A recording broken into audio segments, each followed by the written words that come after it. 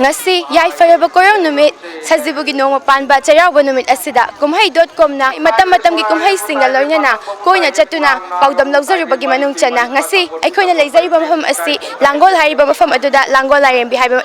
imagi khubam adudani mafam asida Manipurgi tongan mafam kayadagi miyoi singna thaunizaba imagi mafamdagi thaunizaba amadi chingkaba kaya laknari mafam asigi miyoi singi wakhalda kari karamba wakhalon leibagi haibadu mayam puna mityeng taminasi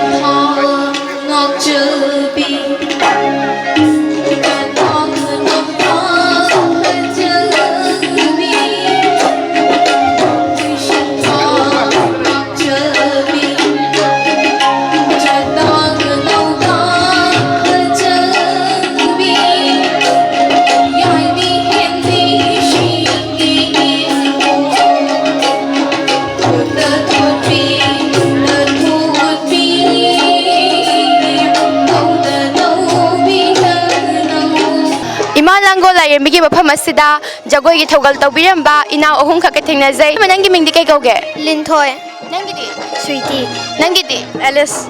na class ka kya kanarage 5 10 ai hadak 10 thaiba kai ke school ta mano du saibiro Little Flower School Kindergarten Saint Dominic Savio High School jagoi se noi se tambra dance academy ko tambra ba jagoi na te koi sai isai se kai tamge sei se koi oza go sei satri oza go segi oza duna okoi oza do thabal leiba ngasi adugi program okoi sna kan silakpa aduni oza go se tamjai ko jab isai gi thogal se karai da pangthok phigra ge haibadi mafam atop da pangthok urabra ngasi gi sin ahan bra ngasi gi sin ahan ba du loiraga kano thabal ama lei khurai da adu ma loi nang karai da jagoi thogal isai gi thogal pangthok urabra khoi adu chamana bra o yam phai aduduga Cheiraoba se singkaru sinungai bra kawai ka khalakpada Cheiraoba se amasu lei da na kano da tang 13 da adasu isai gi thogal tawdoya tawdone sida do ina hum beer singi oina nungai na ba oina moi gi su thamoi penjana ba isai amatang thogal tawbiramu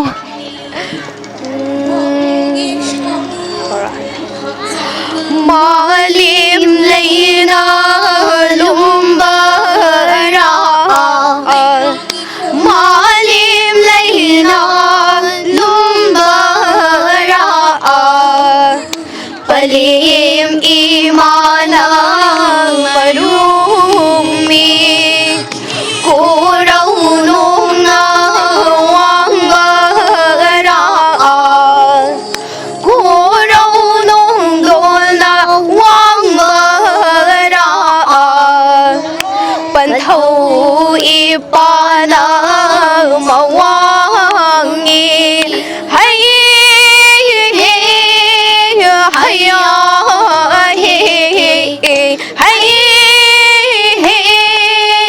haya hai rang goi li da hailida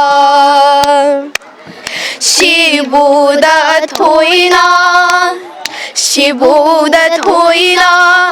hauba haini chintamba hainida Yam fazai isaisu isu tungda mai pakpo oibiu akhoisu mayamgi seba tung koina tawba ngam boi jage yam nungai thagachari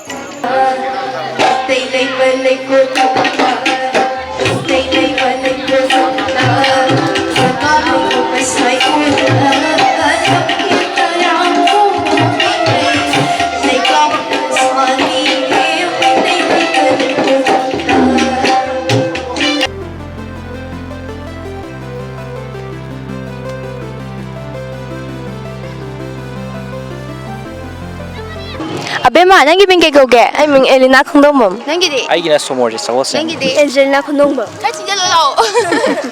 nangi di Sagosa Maringan ba? nangi di Dania. Dina. oh ni charaw chingar ai natro Oh, hoy. Yan mo nga chak char aba Hoy. hinjang di haramani Oh, yam hoy. class kaya kanarge ai 8 이 땐 로에 6. 6. Taylor. Graduation story. First year. kay college sa tawino Oh, hoy.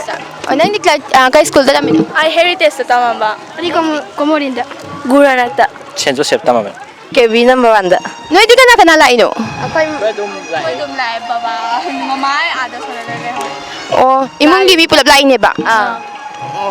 adudi am phai charaw ba sa pa kan noy kay phawi Yam haraw eh. 누가이. Fazendo não é. Singang não falei.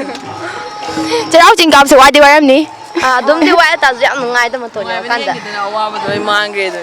yam fay adudi noy su nungai kauro aduduga yai phaba soi biu hena mai pakpa soi biu kumhai.com su bideng tabiu like subscribe taw biu ko aduga kumhai.com su mayam gi seba tung ko nya sanga taw bangam jage thagat chari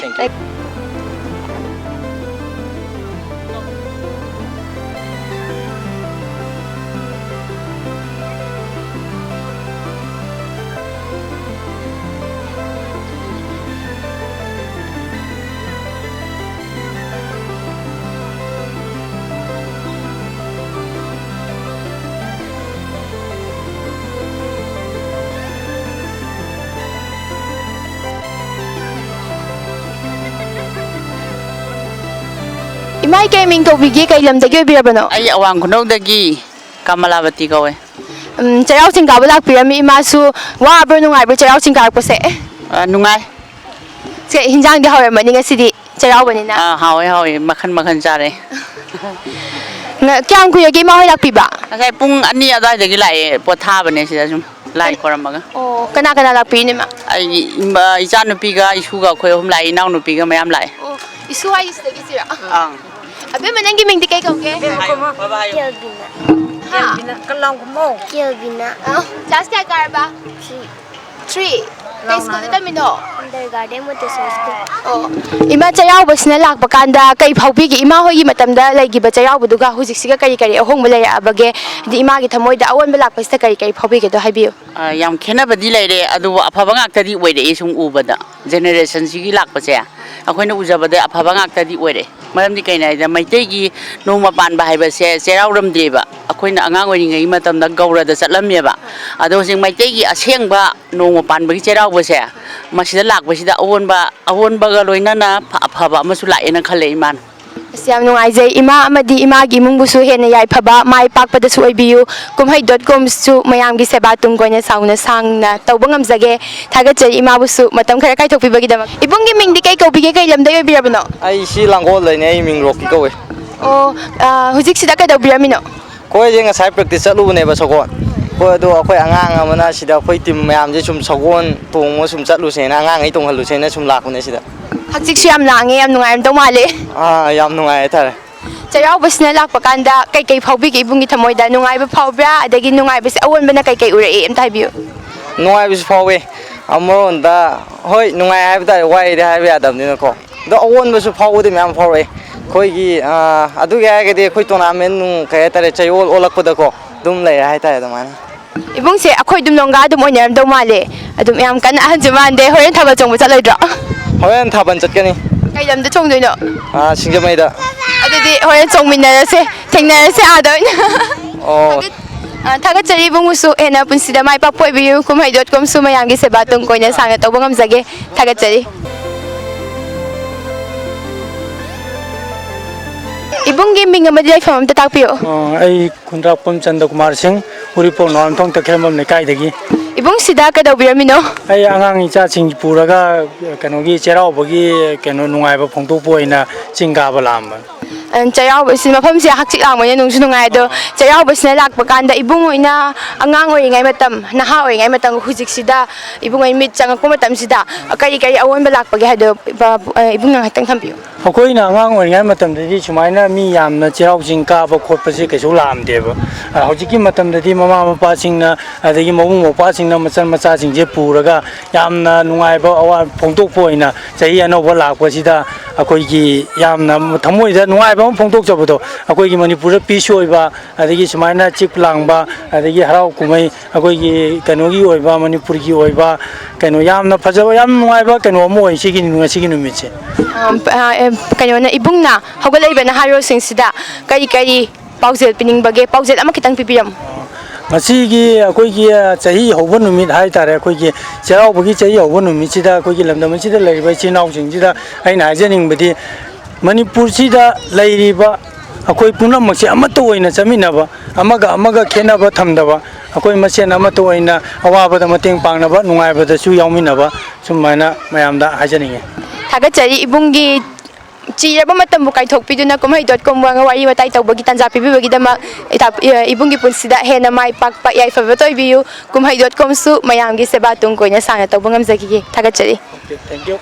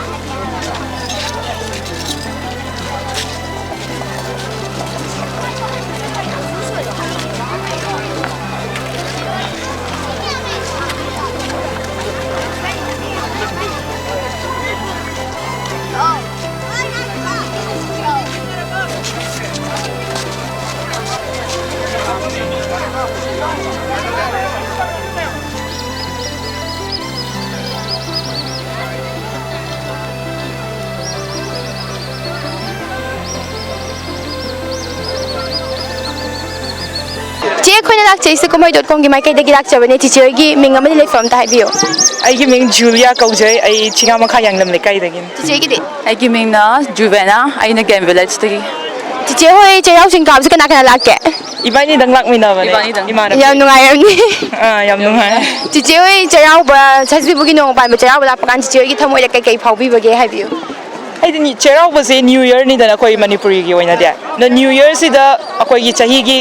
U start the year with something climbing higher ꯍꯥꯏꯗꯤ ꯀꯩꯅꯣꯝ ꯑꯋꯥꯡꯕ ꯀꯥꯕ ꯍꯥꯏꯗꯤ ꯂꯦꯞꯇꯕꯤꯗ ꯀꯩꯅꯣꯝ ꯀꯩꯅꯣ progress ꯎꯠꯄꯗꯨꯅꯤꯗ ꯑꯗꯨꯒꯤ ꯋꯥꯈꯜꯂꯣꯟꯗ ꯁꯨꯝ ꯂꯥꯛꯄꯅꯦ ꯑꯗꯨꯒ ꯑꯦꯁ ꯋꯦꯜ ꯑꯦꯁ ꯐꯤꯠꯅꯦꯁ ꯆꯤꯆꯦꯒꯤꯁꯨ ꯍꯥꯏꯕꯤꯌꯨ ꯈꯤꯇꯪ ꯊꯝꯕꯤꯌꯨ ꯍꯣꯏ ꯄꯔꯁꯣꯅꯦꯜ ꯗꯦꯕꯂꯞꯃꯦꯟꯒꯤꯀꯣ ꯑꯗꯨꯒ ꯐꯤꯠꯅꯦꯁꯀꯤ ꯏꯁꯥꯒꯤ ꯍꯥꯏꯗꯤ ꯅ꯭ꯌꯨ ꯌꯔ ꯑꯃ ꯂꯥꯛꯑꯗꯤ ꯅ꯭ꯌꯨ ꯌꯔ ꯑꯃꯗ ꯆꯤꯡ ꯃꯇꯣꯟ ꯌꯧꯔꯒ ꯍꯧꯕ ꯍꯥꯏꯁꯦ ꯌꯥꯝ ꯊꯤꯅꯀꯣ ꯅꯨꯡꯉꯥꯏꯖꯩꯕ ꯏꯁꯥꯗ ꯑꯗꯨꯒꯤ ꯔꯤꯖꯣꯂꯨꯁꯟ ꯑꯃ ꯁꯦꯝꯕꯒꯤ ꯔꯤꯖꯣꯂꯨꯁꯟ ꯑꯃ ꯁꯦꯝꯕꯒꯤꯀꯣ ꯍꯧꯖꯤꯛ ꯐꯤꯠꯅꯦꯁ ꯐ꯭ꯔꯤꯛ ꯃꯌꯥꯝꯁꯨ ꯂꯩꯔꯤ ꯍꯥꯏꯕꯗꯤ ꯐꯤꯠꯅꯦꯁꯇ ꯌꯥꯝꯅ ꯊꯋꯥꯏ ꯌꯥꯎꯖꯕ ꯍꯛꯆꯥꯡ ꯐꯅ ꯂꯩꯅꯤꯡꯕ ꯑꯗꯨꯒꯨꯝꯕꯗ ꯆꯤꯆꯦꯅ ꯀꯩ ꯄꯥꯎꯖꯦꯜ ꯄꯤꯅꯤꯡꯕꯒꯦ ꯈꯤꯇꯪ ꯍꯥꯏꯕꯤꯌꯨ ꯐꯤꯠꯅꯦꯁꯁꯤ ꯑꯗꯨꯝ ꯂꯥꯏꯐ ꯁ꯭ꯇꯥꯏꯜꯅꯦ ꯑꯩꯈꯣꯏ ꯅꯨꯡꯇꯤꯒꯤ ꯑꯣꯏꯅ ꯇꯧꯒꯗꯕꯅꯦ ꯉꯁꯤ ꯆꯩꯔꯥꯎꯕꯅꯦ ꯍꯥꯏꯔꯒ ꯉꯁꯤ ꯈꯛꯇꯪ ꯀꯥꯔꯒ ꯇꯣꯛꯀꯗꯕ ꯅꯠꯇꯦ ꯑꯗꯨꯅ ꯑꯗꯨꯏꯁꯨ ꯉꯁꯤ ꯅꯨꯃꯤꯠ ꯑꯐꯕ ꯅꯨꯃꯤꯠꯁꯤꯗ ꯍꯧꯔꯒ ꯑꯗꯨꯝ ꯀꯟꯇꯤꯅ꯭ꯌꯨꯁ ꯑꯗꯨꯝ ꯑꯩꯈꯣꯏꯅ ꯀꯟꯁꯤꯁꯇꯦꯟꯁꯤ ꯑꯃ ꯊꯝꯈꯤꯕꯗꯣ ꯑꯗꯨ ꯌꯥꯝ ꯐꯅꯤꯅ ꯈꯜꯂꯤ ꯆꯤꯆꯦꯒꯤꯁꯨ ꯑꯃꯇꯪ ꯊꯝꯕꯤꯌꯨ ꯐꯤꯠꯅꯦꯁ ꯍꯥꯏꯕꯁꯦꯀꯣ ꯌꯥꯝ ꯊꯤꯅ ꯄꯨꯟꯁꯤꯒꯤꯗꯤꯀꯣ ꯌꯥꯝ ꯊꯤꯅꯅꯦ ꯏꯁꯥꯗ ꯌꯥꯝ ꯊꯤꯅ ꯀꯥꯟꯅꯕꯀꯣ ꯊꯤꯅ ꯀꯥꯟꯅꯕꯅꯤꯅ ꯑꯗꯨꯝ ꯌꯥꯝ ꯊꯤꯅ ꯏꯁꯥꯁꯦ ꯀ꯭ꯂꯤꯟꯗ ꯂꯩꯔꯒꯗꯤꯀꯣ ꯅꯨꯡꯉꯥꯏꯅ ꯂꯩꯕ ꯉꯝꯅꯤ ꯈꯪꯕ꯭ꯔꯥ ꯍꯥꯏꯗꯤ ꯅꯨꯡꯉꯥꯏꯅ ꯑꯗꯨꯝ ꯂꯩꯕ ꯉꯝꯅꯤ ꯑꯗꯨꯅ ꯑꯗꯨꯝ ꯗꯦꯕꯂꯞꯃꯦꯟꯁꯨ ꯂꯥꯛꯀꯅꯤ ꯅꯁꯥꯒꯤ ꯐꯤꯠ ꯑꯣꯏꯅ ꯑꯗꯨꯝ ꯂꯩꯒꯅꯤ ꯑꯗꯨꯅ ꯃꯤꯌꯥꯝꯗ ꯑꯁꯨꯃꯥꯏꯅ ꯑꯗꯨꯝ ꯂꯩ ꯍꯥꯏꯅꯤ ꯆꯤꯆꯦ ꯍꯣꯏꯗꯒꯤ ꯑꯦꯗꯚꯥꯏꯁ ꯃꯌꯥꯝ ꯑꯃꯁꯨ ꯐꯪꯖꯔꯦ ꯍꯥꯏꯕꯗꯤ ꯐꯤꯠꯅꯦꯁꯀꯤ ꯃꯔꯝꯗ ꯀꯥꯟꯅꯕ ꯄꯥꯎꯗꯝ ꯃꯌꯥꯝ ꯑꯃꯁꯨ ꯐꯪꯖꯔꯦ ꯆꯤꯆꯦ ꯍꯣꯏꯒꯤ ꯄꯨꯟꯁꯤꯗꯁꯨ ꯍꯦꯟꯅ ꯃꯥꯏ ꯄꯥꯛꯄ ꯑꯣꯏꯕꯤꯌꯨ kumhei.com ꯕꯨꯁꯨ ꯃꯌꯥꯝꯒꯤ ꯁꯦꯕꯥ ꯇꯨꯡ ꯀꯣꯏꯅ ꯁꯥꯡꯅ ꯇꯧꯕ ꯉꯝꯖꯈꯤꯒꯦ kumhei.com ꯂꯥꯏꯛ ꯁꯕꯁꯀ꯭ꯔꯥꯏꯕ ꯇꯧꯕꯤꯌꯨ ꯊꯥꯒꯠꯆꯔꯤ ꯆꯤꯆꯦ thank you very much thank U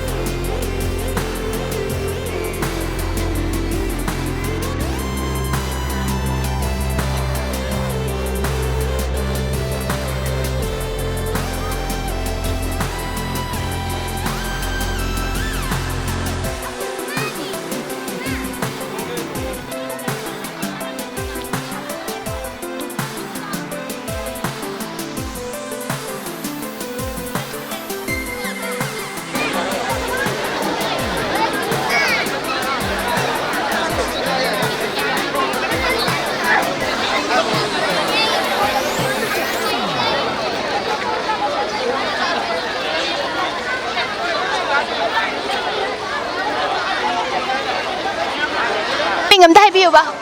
Rakesh. ꯑꯩꯈꯣꯏ ꯀꯨꯝꯍꯩ.comꯒꯤ ꯃꯥꯏꯀꯩꯗꯒꯤ ꯂꯥꯛꯆꯕꯅꯦꯕ ꯋꯥꯍꯪ ꯑꯃ ꯈꯤꯇꯪ ꯍꯪꯖꯒꯦ ꯆꯩꯔꯥꯎꯕꯁꯤꯕꯨ ꯁꯦꯜꯁꯤ ꯀꯃꯥꯏꯅ ꯇꯧꯒꯦ Saya main mula leh, hazuk telai. ꯑꯗꯨꯗꯤ ꯉꯁꯥꯏꯒꯩꯗꯤ ꯌꯣꯟꯗ꯭ꯔꯦ ꯁꯤꯒꯤ ꯋꯥꯈꯜꯂꯣꯟꯁꯦ ꯀꯃꯥꯏꯅ ꯂꯥꯛꯄꯤꯈꯤꯕꯅꯣ ꯑꯝꯇ ꯍꯥꯏꯕꯤꯌꯨꯕ Si juice pamak pajira. Si mana pun ugi wana di sini ihan han mana buku. 2016 ada dia orang ni aku sini pamak pajira suka kena rasa. Ada hazuk kime am atau me hantam nare kan. ꯑꯣ ꯌꯥꯝ ꯐꯩ ꯑꯗꯣ ꯏꯕꯨꯡ ꯍꯣꯏꯒꯤ ꯉꯁꯤꯗꯤ ꯀꯩꯀꯩ ꯑꯥꯏꯇꯦꯝꯁꯤꯡ ꯂꯩꯒꯦ ꯁꯤꯗ Item se banana, apple, aduga papaya, lime, watermelon, apple, orange, fruit salad, mosambi ke ice cream. ꯑꯗ ꯏꯕꯨꯡ ꯍꯣꯏꯒꯤ ꯀꯩꯅꯣꯁꯤꯁꯨ ꯆꯥꯎꯈꯠꯄ ꯑꯣꯏꯕꯤꯌꯨ ꯍꯦꯟꯅ ꯃꯥꯏ ꯄꯥꯛꯄ ꯑꯣꯏꯕꯤꯌꯨ ꯀꯨꯝꯍꯩ.comꯁꯨ ꯃꯌꯥꯝꯒꯤ ꯁꯦꯕꯥ ꯇꯨꯡ ꯀꯣꯏꯅ ꯇꯧꯕ ꯉꯝꯖꯒꯦ ꯊꯥꯒꯠꯆꯔꯤ Thank you. ꯍꯧꯖꯤꯛ ꯑꯩꯈꯣꯏꯅ ꯂꯩꯖꯔꯤꯕ ꯃꯐꯝ ꯑꯁꯤ ꯂꯥꯡꯒꯣꯜꯒꯤ ꯏꯃꯥ ꯂꯥꯏꯔꯦꯝꯕꯤꯒꯤ ꯈꯨꯕꯝꯗꯅꯤ ꯃꯐꯝ ꯑꯁꯤꯗ ꯏꯃꯥꯒꯤ ꯊꯧꯒꯜꯂꯣꯏ ꯏꯄꯥ ꯑꯃꯒ ꯊꯦꯡꯅꯖꯔꯦ ꯃꯉꯣꯟꯗꯒꯤ ꯄꯥꯎꯗꯝ ꯈꯔ ꯈꯪꯃꯤꯟꯅꯁꯤ ꯄꯥꯕꯨꯡ ꯑꯩꯅ ꯍꯪꯖꯅꯤꯡꯕ ꯃꯐꯝꯁꯤ ꯄꯥꯕꯨꯡꯒꯤ ꯃꯤꯡ ꯑꯃꯗꯤ ꯂꯩꯐꯝ ꯑꯝꯇ ꯍꯥꯏꯕꯤꯌꯨ ꯑꯩꯍꯥꯛꯀꯤ ꯃꯤꯡ ꯆꯤꯉꯥꯡꯃꯝ ꯕꯨꯙꯁꯤꯡ ꯑꯩꯒꯤ ꯄꯣꯛꯐꯝꯗꯤ ꯎꯔꯤꯄꯣꯛ ꯅꯥꯎꯔꯦꯝꯊꯣꯡ DC ꯑꯣꯐꯤꯁ ꯃꯅꯥꯛꯇꯒꯤꯅꯤ ꯍꯧꯖꯤꯛꯅ ꯍꯧꯖꯤꯛꯀꯤ ꯂꯥꯡꯒꯣꯜ ꯒꯦꯝ ꯚꯤꯂꯦꯖꯀꯤ ꯑꯋꯥꯡ ꯊꯪꯕꯗ ꯂꯩꯔꯤꯕ ꯂꯝ ꯑꯆꯧꯕꯁꯦ ꯁꯤꯗ ꯑꯩ ꯂꯩꯖꯔꯦ ꯑꯗꯨꯒ ꯄꯥꯕꯨꯡꯁꯦ ꯁꯤꯒꯤ ꯏꯃꯥꯒꯤ ꯃꯐꯝ ꯈꯨꯕꯝꯁꯤꯗ ꯀꯔꯤ ꯑꯣꯏꯅ ꯂꯩꯕꯤꯕꯅꯣ ꯑꯝꯇ ꯍꯥꯏꯕꯤꯌꯨ ꯑꯩꯁꯤ ꯁꯨꯝ ꯑꯍꯜꯒꯤ ꯃꯌꯥꯝꯁꯦ ꯎꯔꯤꯄꯣꯛ ꯅꯥꯎꯔꯦꯝꯊꯣꯡ ꯈꯂꯦꯝ ꯂꯩꯀꯥꯏꯒꯤ ꯂꯥꯏꯐꯝ ꯑꯣꯏꯅ ꯑꯣꯏꯔꯝꯃꯤ ꯊꯣꯡꯉꯥ ꯂꯥꯏꯔꯦꯝꯕꯤ ꯁꯦꯕꯥꯁꯤ ꯑꯗꯨꯕꯨ ꯑꯍꯜ ꯂꯃꯟ ꯃꯌꯥꯝ ꯃꯔꯛꯇꯨꯗꯒꯤ ꯁꯨꯝ ꯇꯨꯡ ꯏꯟꯗꯨꯅ ꯌꯥꯎꯔꯛꯄꯗ ꯑꯩꯒꯤ ꯄꯣꯛꯄ ꯕꯕꯥꯁꯤ ꯆꯤꯉꯥꯡꯃꯝ ꯏꯕꯣꯇꯣꯝꯕꯤꯁꯤꯡ ꯀꯧꯏ ꯃꯍꯥꯛꯅ ꯄ꯭ꯔꯦꯁꯤꯗꯦꯟ ꯑꯣꯏꯕ ꯀꯥꯟꯗ ꯃꯐꯝ ꯑꯁꯤꯗ ꯑꯗꯨꯝ ꯂꯣꯏꯅꯗꯅ ꯑꯩꯈꯣꯏꯁꯤ ꯆꯥꯎꯔꯛꯇꯅ ꯃꯊꯪ ꯑꯍꯟꯁꯤꯡꯁꯦ ꯂꯩꯈꯤꯗꯕꯗꯤ ꯍꯧꯖꯤꯛꯁꯤ ꯑꯩꯅ ꯄ꯭ꯔꯦꯁꯤꯗꯦꯟ ꯑꯣꯏꯅ ꯄꯨꯔꯦ ꯂꯩꯐꯝꯁꯤꯒꯤ ꯌꯥꯝ ꯅꯨꯡꯉꯥꯏꯖꯩ ꯄꯥꯕꯨꯡ ꯑꯗꯨꯒ ꯃꯐꯝ ꯑꯁꯤ ꯏꯃꯥꯒꯤ ꯈꯨꯕꯝ ꯑꯁꯦ ꯀꯃꯥꯏꯅ ꯇꯧꯗꯅ ꯀꯔꯝꯅ ꯂꯩꯔꯝꯕꯅꯣꯗꯣ ꯑꯝꯇ ꯍꯥꯏꯕꯤꯌꯨ ꯃꯁꯤ ꯑꯩꯅ ꯍꯥꯏꯖꯕ ꯇꯥꯔꯒꯗꯤ ꯋꯥꯔꯤ ꯑꯣꯏꯅ ꯇꯧꯖꯔꯅꯤ ꯃꯃꯥꯡ ꯑꯁꯤꯗ ꯇꯦꯛꯄ ꯂꯩꯍꯥꯎ ꯄꯥꯝꯕꯤ ꯑꯃ ꯂꯩꯁꯦ ꯆꯟꯗ꯭ꯔꯀꯤꯇꯤ ꯃꯍꯥꯔꯥꯖꯅ ꯊꯥꯔꯝꯕꯅꯤ ꯍꯥꯏ ꯁꯤ ꯂꯥꯡꯒꯣꯜ ꯊꯣꯡꯉ ꯂꯥꯏꯔꯦꯝꯕꯤꯗ ꯀꯠꯂꯝꯕꯅꯦꯅ ꯂꯥꯏꯔꯦꯝꯕꯤꯁꯤ ꯃꯁꯤꯒꯤ ꯆꯤꯡꯈꯣꯡꯗ ꯂꯩꯔꯝꯃꯤ ꯑꯗꯨ ꯃꯇꯝꯒꯤ ꯃꯇꯨꯡ ꯏꯟꯅ ꯑꯩꯈꯣꯏꯒꯤ RK ꯁꯦꯁ ꯂꯥꯏ ꯌꯦꯛꯄꯗꯣ ꯑꯗꯨꯒ ꯑꯩꯒꯤ ꯐꯥꯗꯔ ꯄꯣꯛꯄ ꯁꯦꯖꯤꯕꯨ ꯇꯣꯝꯕꯤꯁꯤꯡꯒ ꯄ꯭ꯂꯥꯟ ꯇꯧꯔꯒ ꯗꯤꯖꯥꯏꯟ ꯇꯧꯔꯒ ꯆꯤꯡ ꯃꯊꯛꯁꯤꯗ ꯌꯥꯝꯅ ꯐꯖꯕ ꯇꯨꯔꯤꯖꯝꯒꯤ ꯃꯐꯝ ꯑꯃ ꯑꯣꯏꯅ ꯃꯁꯤꯗ ꯁꯥꯔꯁꯤ ꯍꯥꯏꯗꯅ ꯂꯦꯞꯅꯈꯤꯕꯒꯤ ꯃꯇꯨꯡ ꯏꯟꯅ ꯕꯤꯔ ꯇꯤꯀꯦꯟꯗ꯭ꯔꯖꯤꯠ ꯃꯍꯥꯔꯥꯖꯒꯤ ꯖꯨꯕꯔꯥꯖꯒꯤ ꯃꯁꯨ ꯊꯣꯛꯄ ꯁꯝꯈꯥ RK ꯃꯣꯗꯨꯔꯖꯤꯠ ꯁꯅꯥ ꯃꯍꯥꯛꯅ ꯖꯇ꯭ꯔꯥ ꯍꯨꯟꯕꯤꯔꯦ ꯀꯣꯅꯨꯡꯒꯤ ꯄꯟꯗꯤꯠ ꯂꯣꯏꯁꯪꯒ ꯂꯣꯏꯅꯅ ꯑꯗꯩ ꯃꯍꯥꯛꯅ ꯁꯥꯕ ꯂꯣꯏꯔꯀꯥꯟꯗ ꯃꯍꯥꯛꯅ ꯁꯪꯒꯥꯕꯤꯔꯝꯃꯦ ꯃꯣꯗꯨꯔꯖꯤꯠ ꯁꯅꯥꯅ ꯀꯣꯅꯨꯡꯒꯤ ꯀꯥꯡꯕꯨꯒ ꯂꯥꯏꯁꯦ ꯃꯇꯝꯗꯨꯗ ꯍꯣꯡꯒꯠꯈꯤ ꯑꯇꯩ ꯂꯩꯐꯝ ꯂꯩꯇꯦ ꯁꯤꯒꯤ ꯃꯐꯝꯁꯤꯅ ꯑꯔꯤꯕꯅꯤ ꯔꯦꯁꯇꯥꯔ ꯕꯣꯗꯤꯅꯤ ꯏꯃꯥ ꯂꯥꯡꯒꯣꯜ ꯂꯥꯏꯔꯦꯝꯕꯤꯒꯤ ꯃꯔꯝꯗ ꯄꯥꯕꯨꯡꯅ ꯀꯔꯤꯒꯨꯝꯕ ꯈꯔꯗꯪ ꯄꯥꯎꯗꯝꯕꯤꯌꯨ ꯃꯆꯥ ꯑꯩꯈꯣꯏꯗ ꯑꯩꯅ ꯈꯪꯖꯕꯗꯗꯤ ꯋꯥꯔꯤꯒꯤ ꯃꯇꯨꯡ ꯏꯟꯅ ꯄꯟꯗꯤꯠ ꯃꯥꯏꯆꯧꯁꯤꯡꯒꯤ ꯃꯇꯨꯡ ꯏꯟꯅ ꯑꯩꯈꯣꯏꯒꯤ ꯀꯕꯨꯏ ꯅꯨꯄꯤꯅꯤ ꯍꯥꯏ ꯏꯃꯥ ꯂꯥꯏꯔꯦꯝꯕꯤꯁꯦ ꯅꯤꯡꯊꯧ ꯃꯆꯥꯅ ꯂꯧꯔꯒ ꯄꯨꯁꯟꯕ ꯌꯥꯗꯕ ꯑꯗꯩꯗ ꯁꯤꯗ ꯑꯗꯨꯝ ꯂꯩꯈꯤꯕꯅꯤ ꯍꯥꯏꯗꯅ ꯑꯩꯅ ꯈꯪꯖꯕꯗ ꯀꯕꯨꯏ ꯅꯨꯄꯤꯁꯤꯡ ꯑꯁꯤ ꯏꯝꯐꯥꯜꯗ ꯂꯩꯕꯁꯤꯡꯁꯤ ꯌꯥꯝꯅ ꯂꯥꯛꯏ ꯑꯗꯨꯒ ꯌꯨ ꯑꯇꯤꯡꯕꯒꯁꯤ ꯀꯜꯂꯤ ꯑꯗꯒꯤ ꯍꯧꯖꯤꯛ ꯐꯥꯎꯕ ꯃꯔꯛ ꯃꯔꯛꯇ ꯂꯥꯛꯑꯒ ꯀꯜꯂꯤ ꯑꯗꯨꯃꯥꯏꯅ ꯇꯧꯗꯅ ꯃꯐꯝꯁꯤꯗ ꯌꯥꯝꯅ ꯂꯩ ꯑꯩꯈꯣꯏ ꯃꯐꯝꯁꯤꯗ ꯂꯩꯔꯤꯕꯁꯤꯡꯁꯤꯅ ꯌꯥꯝꯅ ꯀꯤꯅ ꯕꯦꯕꯥꯔ ꯇꯧꯅ ꯁꯦꯕꯥ ꯆꯠꯂꯤ ꯑꯗꯨꯒ ꯏꯃꯥꯁꯤ ꯌꯥꯝꯅ ꯁꯛꯇꯤ ꯂꯩꯕ ꯀꯔꯤꯒꯨꯝꯕ ꯑꯀꯥꯏꯕ ꯑꯃꯇ ꯇꯧꯕ ꯌꯥꯗꯕ ꯑꯗꯨꯒ ꯁꯥꯈꯤꯅꯥꯁꯤ ꯆꯥꯎꯅ ꯄꯤꯕ ꯑꯐꯕ ꯇꯧꯔꯦ ꯑꯐꯕ ꯄꯤꯕ ꯐꯠꯇꯕ ꯇꯧꯔꯦ ꯑꯋꯥꯕꯁꯤ ꯆꯥꯎꯅ ꯄꯤꯈ꯭ꯔꯕꯖꯥꯠꯅꯤ ꯑꯩꯈꯣꯏꯅ ꯈꯪꯕꯗ ꯌꯥꯝꯅ ꯀꯤꯖꯅ ꯑꯩꯈꯣꯏ ꯄꯨꯖꯥ ꯇꯧꯖꯔꯤ ꯌꯥꯝ ꯅꯨꯡꯉꯥꯏꯖꯩ ꯄꯥꯕꯨꯡ ꯑꯗꯨꯒ ꯄꯥꯕꯨꯡ ꯆꯩꯔꯥꯎꯕꯁꯦ ꯁꯖꯤꯕꯨ ꯅꯣꯡꯃ ꯄꯥꯟꯕ ꯆꯩꯔꯥꯎꯕꯁꯦ ꯁꯤꯒꯤ ꯃꯔꯝꯗ ꯄꯥꯕꯨꯡꯅ ꯃꯅꯤꯄꯨꯔ ꯃꯤꯌꯥꯝꯗ ꯀꯪꯂꯩꯄꯥꯛꯀꯤ ꯃꯤꯌꯥꯝꯗ ꯄꯥꯕꯨꯡꯅ ꯑꯈꯪꯕ ꯈꯔ ꯈꯛ ꯄꯥꯎꯗꯝꯕꯤꯌꯨ ꯑꯩꯅ ꯈꯪꯖꯕꯗꯗꯤ ꯃꯁꯤ ꯑꯍꯥꯟꯕꯗꯗꯤ ꯃꯩꯇꯩꯒꯤ ꯒꯧꯔꯒꯤ ꯆꯩꯔꯥꯎꯕꯁꯦ ꯃꯁꯤꯗꯝ ꯇꯧꯔꯝꯃꯤ ꯑꯗꯨꯒ ꯑꯩꯈꯣꯏꯒꯤ ꯃꯩꯇꯩꯒꯤ ꯙꯔꯃ ꯀꯟꯈꯠꯂꯛꯄ ꯑꯗꯒꯤ ꯑꯍꯣꯡꯕ ꯂꯥꯛꯄꯗꯒꯤ ꯅꯣꯡ ꯄꯥꯟꯕ ꯁꯖꯤꯕꯨꯒꯤ ꯅꯣꯡ ꯄꯥꯟꯕꯁꯦ ꯆꯩꯔꯥꯎꯕ ꯇꯧꯒꯗꯕꯅꯤ ꯍꯥꯏꯕꯗꯒꯤ ꯑꯗꯨꯝ ꯑꯅꯧꯕ ꯏꯅꯣꯠ ꯑꯃꯅ ꯑꯗꯨꯝ ꯍꯥꯞꯀꯠꯂꯛꯄꯅꯤ ꯊꯥꯒꯠꯆꯔꯤ ꯄꯥꯕꯨꯡꯕꯨꯁꯨ ꯍꯦꯟꯅ ꯄꯨꯟꯁꯤꯗ ꯃꯥꯏ ꯄꯥꯛꯄ ꯑꯣꯏꯕꯤꯌꯨ ꯍꯥꯏꯅ ꯃꯄꯨꯒꯤ ꯃꯐꯝꯗ ꯊꯧꯅꯤꯖꯒꯦ kumhei.comꯕꯨꯁꯨ ꯃꯌꯥꯝꯒꯤ ꯁꯦꯕꯥ ꯇꯨꯡ ꯀꯣꯏꯅ ꯁꯥꯡꯅ ꯇꯧꯕ ꯉꯝꯖꯩꯒꯦ